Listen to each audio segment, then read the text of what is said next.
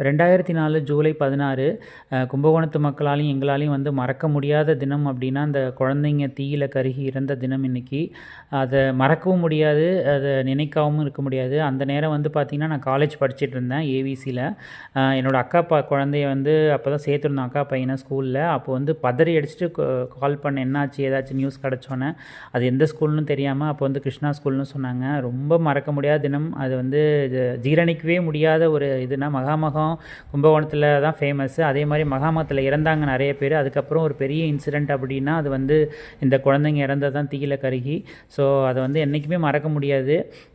அதை வந்து நம்ம அந்த குழந்தைங்களுக்காக நம்ம ஆண்டவனை பிரார்த்திக்கலாம். அப்புறம் நம்ம வச்சுருந்த இஞ்சி மஞ்சள் எல்லாமே நல்லா வளர்ந்துருச்சு. அப்புறம் மாடு பக்கத்தில் கட்டி கிடந்தது, சரி பழம்லாம் கொடுக்கலான்னு சொல்லிட்டு கொடுத்தேன்.